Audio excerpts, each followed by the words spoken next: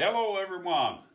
Welcome once again to Tom's Corner, where you can hear the truth, the whole truth, and nothing but the truth. So help me God. We've got a topic lesson today. If you got all your children, mom, dad, and all, I'm going to show you something that you've never been taught or never understood in your life. Now, it's a little bit lengthy. But if you'll stay to the end, you will get a shocking surprise. Okay? Are you willing to do that? Topic lesson starts now. Did the moon and the sun ever stand still? Let's go into this lesson. I'm going to move along as fast as I can because I want to get to the surprise. Here we go. In Joshua 10:12. Then spake Joshua to the Lord in the day when the Lord delivered up the Amorites before the children of Israel. And he said in the sight of Israel, Sun, stand thou still upon a Gibeon, and thou, moon, in the valley of Ajalon. You got that? Let's go on. 13, and the sun stood still, and the moon stayed until the people had avenged themselves upon their enemies. Is not this written in the book of Jasher? Now remember, there's a book of Jasher that sidesteps, which was quoted, Jesus quoted one, I think, Jasher, in his ministry. Now, because it's not in all these books and everything, Maccabees is not in the books, they took it out. The Protestants did when they came across into America. So there's a lot of things that's been taken out that should have been here. Okay, so the sun stood still in the midst of heaven. And remember this, what it's saying, okay? And the sun stood still in the midst of heaven. I understand that that goes totally against what you've ever been taught in school. But you stay with me. I'm giving you a big surprise coming up. And hasten not to go down about a whole day. That was in the book of Jasher. 14, and there was, we're talking about 14 in Joshua. And there was no day like that before it and after it, that the Lord hearkened unto the voice of a man, for the Lord fought for Israel. Book of Jasher, chapter 88, and the Lord hearkened to the voice of Joshua, and the sun stood still, and it stood still in the midst of the heavens, and it stood still 36 moments, and the moon. That's in Jasher. Now let's go on. Psalm 75:3. The earth and all the inhabitants that thereof are dissolved. I bear up the pillars of it. Selah, rather. Number 2, here we go, page 2. Deuteronomy 13:7. Namely, of the gods of the people which are round about you, nigh upon thee, or far off from thee, from the one end of the earth, even unto the other end of the earth. Job 28:24. For he looketh to the ends of the earth, and seeth under the whole heaven. Under the whole heaven. Psalms 48:10. According to thy name, O God, so is thy praise unto the ends of the earth. Again, ends of the earth. Thy right hand is full of righteousness. A lot of people don't believe that. You can believe what you want. Doesn't mean you're right. I'm going to tell you something. If, let's say, what we're talking about here is assuming that the earth is not a sphere but a flat plane. And you're in a ship. Now get this, you're in a ship and you're on the sea and you come to the end of the earth. You know what? Whoop, you fall clean off of it, you're gone. Doesn't work that way, does it? Okay, let's go this way. You take an airplane, you fly it to the ends of the earth. Do you go whoop and all? No, you don't do that. So we're going to get to it. We're talking some sense here that nobody wants to hear anymore. They'll fight you over that, more than anything. They'll fight you over the pillars of the earth and say it's not there. God said it is, it is. All right, now, into the earth, the right hand is full of righteousness. Proverb 34. Who hath ascended up into heaven or descended? Who hath gathered the wind in his fist? Who hath bound the waters in a garment? Now, who hath established all the ends of the earth, which is his name? What is his name? And what is his son's name? Okay? If thou canst tell, that's what he asked Job. Or rather in Proverbs it spoke that question. Revelation 7:1, I saw 4 angels standing at the 4 corners of the earth. Okay? Let's go on. Psalm 75:3. When the earth and all its people quake, it is I who hold its pillars firm. That's what Psalm 75:3 states. We're again referring to pillars that supports the earth. Okay, let's go on. 1 Samuel 2:8. He raiseth up the poor out of the dust and lifteth up the beggar from the dunghill, to set them among princes and to make them inherit the throne of glory. For the pillars, again, the pillars of the earth are the Lord's, and he hath set the world upon them. Do I have to go over that again? Habla English? No habla English. Hablas Espanol. So listen, wake up, people. We've been taught lies all our lives. The pillars of the earth are the Lord's, and he has set the world upon them. Did you know that Obama had mentioned many times about the flat earth in his speeches? Why? Now, here's for you. Here's where it all came from about the earth being a circle or a circumference. Nicholas Copernicus, who was a Freemason, formed, listen to this, a heliocentric, fancy word, model, which states that the earth is a sphere and orbits around the sun.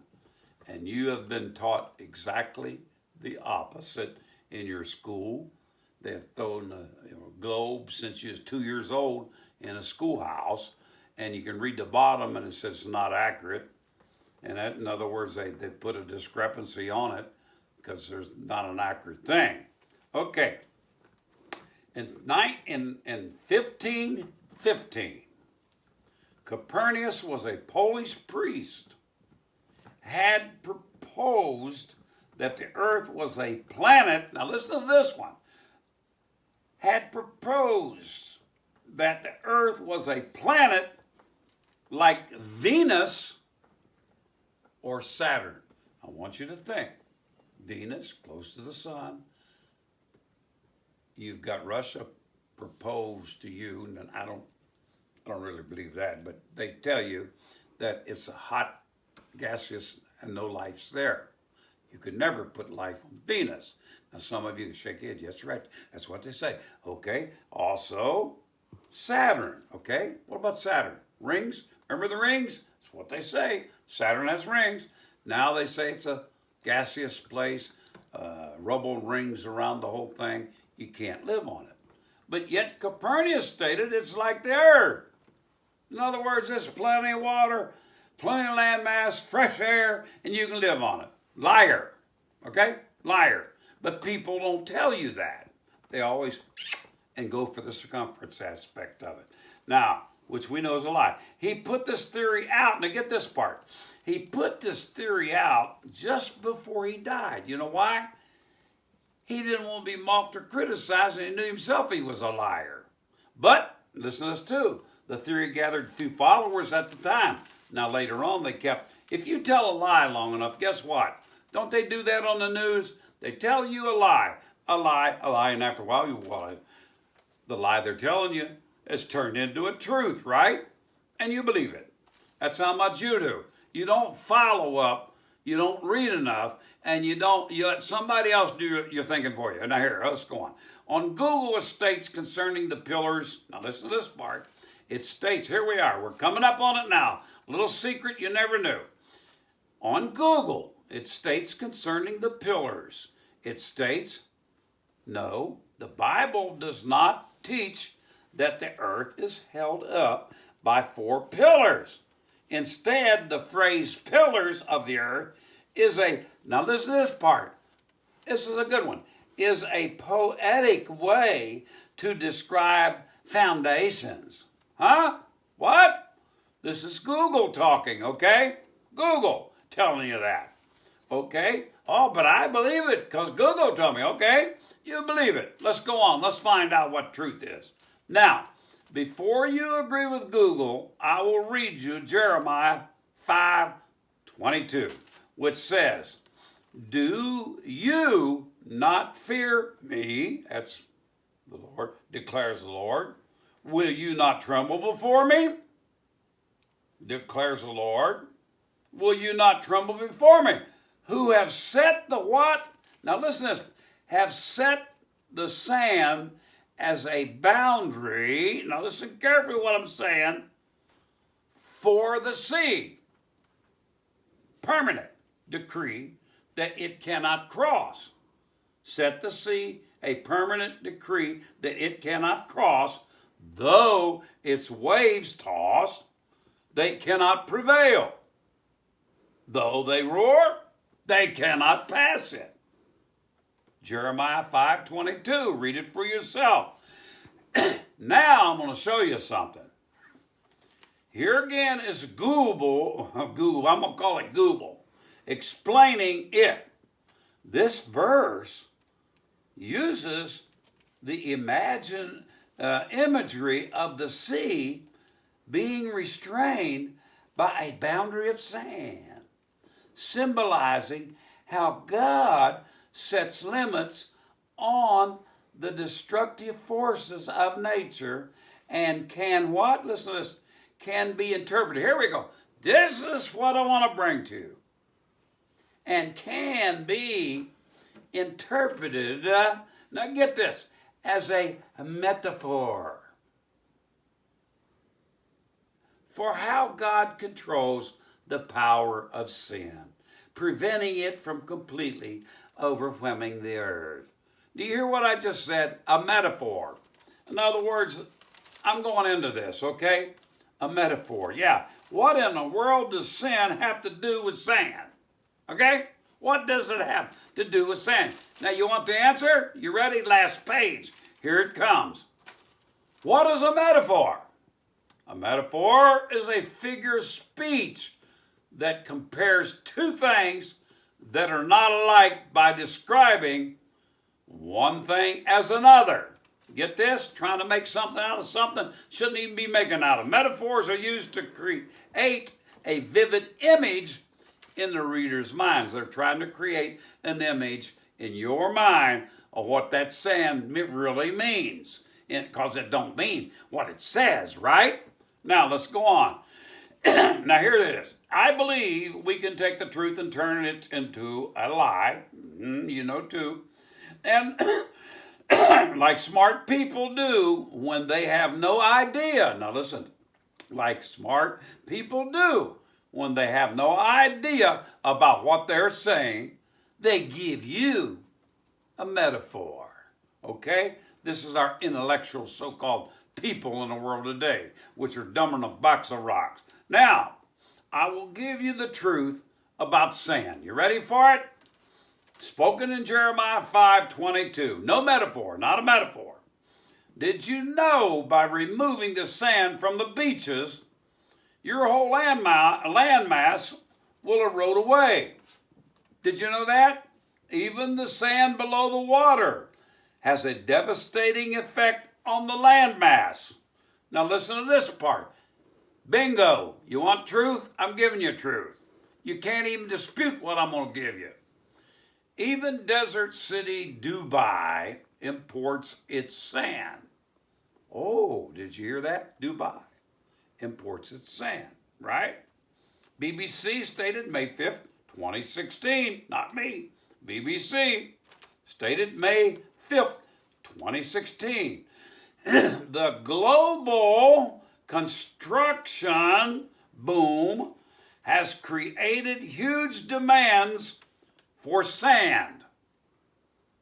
In other words, the global community, all the nations, they have a big deal going on about bringing in sand, taking sand out of the ocean near the places of countries. And the countries are crying out because they're losing it. Once the sand's removed, folks, like the Bible said, it erodes. That's why God put sand for a barrier. And how can you do it? Well, look at it. Sand is your barrier. And the sea, it's always going to be there. You're really not losing anything. All right, now listen. Okay, it's created a huge demand for sand, even in cities surrounding by the coarse commodity. They want this coarse commodity referred to as sand. Now, I'm going to give you the truth right now. Dubai is known for importing a majority of its sand from Australia. Did you know that? They send giant barges to Australia. And along their beaches, they're taking sand. Because see, Australia's selling them sand. All right? Now, this is it. Wind formed sand is too smooth for construction. Did you know that? Why aren't they taking sand out of the desert? They can't. It will not coagulate. It will not bond. It's smooth. When the sand, all right, prove something. When the storms come, wind starts blowing, the sand picks up, whoop, it's all blowing in the air. You get the coarse sand that's out of rivers that are rough and they're craggy-like. When you look them under a microscope, they bond together. You use sand out of rivers and you use sand along the ocean lines to make cement. You can't make cement out of sand in the desert. You didn't know that, and I know you don't. Next time someone lays a metaphor on you, use your brain. Don't let others do your thinking. Search it out for yourself, okay? Let God be truth. Every man a liar. God bless. I'll see you the next trip.